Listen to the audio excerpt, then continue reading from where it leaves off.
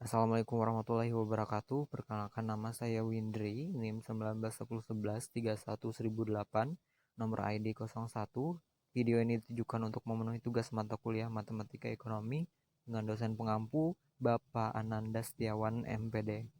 Pada kesempatan kali ini saya akan menjelaskan tentang definisi limit. Misalkan untuk bilangan tertentu L, selalu dapat dicari bilangan L min A1 kurang dari L dan bilangan lainnya L plus A2 lebih dari L, di mana A1 dan A2 adalah bilangan positif sembarang. Himpunan semua bilangan yang terletak di antara L min A1 dan L plus A2 disebut interval di antara kedua bilangan tersebut. Jika L min A1 dan L plus A2 dimasukkan ke dalam himpunan, maka himpunan ini disebut interval tertutup. Jika bilangan L min A1 dan L plus A2 dikeluarkan dari himpunan, maka himpunan ini disebut interval terbuka. Interval tertutup di antara L min A1 dan L plus A2 biasanya dinyatakan dengan tanda kurung siku-siku. Dan interval terbuka dapat dinyatakan dengan tanda kurung biasa. Jadi tanda kurung siku pada persamaan 13.1 berhubungan dengan ketidaksamaan lunak. Sedangkan tanda kurung biasa pada persamaan 13.2 berhubungan dengan ketidaksamaan biasa. Dengan menggunakan bilangan di sekitar pada interval terbuka, maka limit suatu fungsi dapat didefinisikan sebagai berikut. Apabila X mendekati bilangan N dan limit Y sama dengan fungsi X adalah bilangan L, maka untuk bilangan di sekitar L yang dapat dipilih. Walau bagaimanapun kecilnya dapat dicari bilangan di sekitarnya yang bersesuaian dengan N, kecuali X sama dengan N. Dalam domain fungsi itu sedemikian rupa sehingga untuk nilai X dalam bilangan di sekitar N, hasilnya terdapat atau terletak dalam bilangan di sekitar L yang dipilih. Pada gambar 13.1a dapat dibuktikan bahwa untuk setiap nilai X di sekitar N, tidak termasuk X sama dengan N, nilai yang bersesuaian dengan Y sama dengan fungsi X terletak dalam bilangan di sekitar L yang dipilih. Dengan demikian nilai L yang memenuhi definisi limit. Tetapi pada gambar 13.1b, apabila kita pilih nilai X di sekitar N, maka Y sama dengan fungsi X akan memperoleh dua nilai L, yaitu L1 dan L2. Dengan demikian, kedua nilai ini tidak memenuhi definisi limit.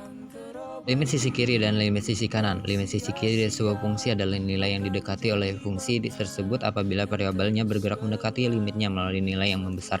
X mendekati C dari sisi kiri melalui nilai-nilai X kurang dari C. Jadi jika limit X mendekati C, fungsi X berarti L min merupakan limit sisi kiri dari fungsi X untuk X mendekati C. Limit sisi kanan dari sebuah fungsi adalah nilai yang didekati oleh fungsi tersebut apabila variabelnya bergerak mendekati limitnya melalui nilai-nilai yang mengecil. X mendekati C dari sisi kiri melalui nilai-nilai X lebih dari C. Jadi jika limit X mendekati C plus, fungsi X berarti L plus, merupakan limit kiri dari fungsi X untuk X mendekati C. Limit sebuah fungsi dikatakan ada jika dan hanya jika limit sisi kiri dan sisi kanannya ada serta-merta. Dalam kasus ini hubungan antara limit dengan limit sepihak kiri kanan, limit X mendekati C, fungsi X sama dengan L, limit X mendekati C min, fungsi X sama dengan L, dan limit X mendekati C plus, fungsi X.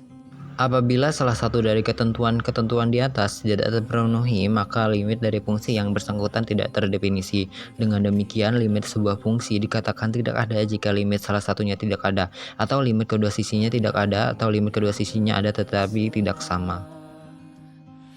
Dalil-dalil limit. Dalil atau sifat dari suatu limit dapat membantu kepada kita dalam pencarian nilai limit dari suatu fungsi jika ada. Berikut ini akan disajikan dalil-dalil limit beserta contoh-contohnya.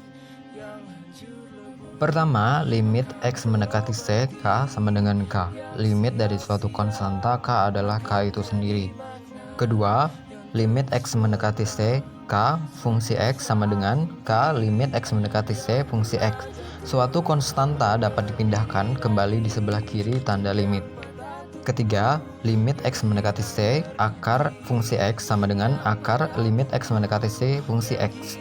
Limit dari suatu akar fungsi adalah akar dari limit fungsi itu sendiri.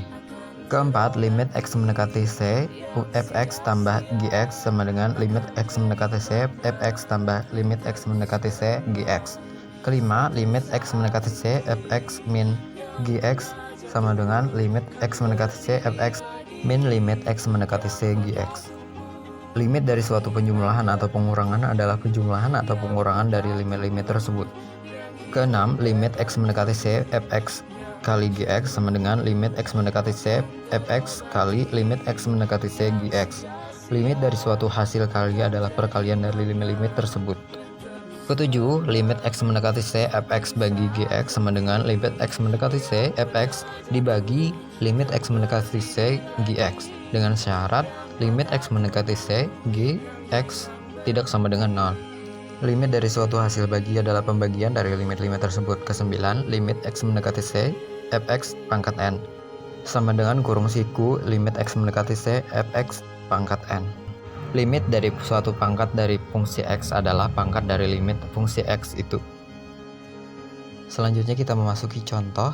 Carilah A limit X mendekati 4 dalam kurung 3X pangkat 2 min X dan B limit X mendekati 3 akar X pangkat 2 tambah 9 bagi 2X. Penyelesaian menggunakan sifat-sifat limit. A. Limit X mendekati 4 dalam kurung 3X pangkat 2 min X sama dengan limit X mendekati 4 3X pangkat 2 min limit X mendekati 4X menggunakan sifat kelima sama dengan 3 limit X mendekati 4 X pangkat 2 min limit X mendekati 4X menggunakan sifat kedua. Selanjutnya 3 kurung siku limit X mendekati 4X pangkat 2 min limit X mendekati 4X menggunakan sifat ke-9. Selanjutnya, karena limit X mendekati 4, maka nilainya adalah 4. 3 kali 4 pangkat 2 min 4 sama dengan 3 kali 16 min 4 sama dengan 44. Selanjutnya B, limit X mendekati 3 akar X pangkat 2 tambah 9 bagi 2X sama dengan limit X mendekati 3 akar X pangkat 2 tambah 9 bagi limit X mendekati 3 2X menggunakan sifat ketiga. Akar limit X mendekati 3 dalam kurung X pangkat 2 tambah 9 bagi 2 limit X mendekati 3X. Selanjutnya, akar limit X mendekati 3X pangkat 2 tambah limit X mendekati 3 9 bagi 2 limit X mendekati 3X.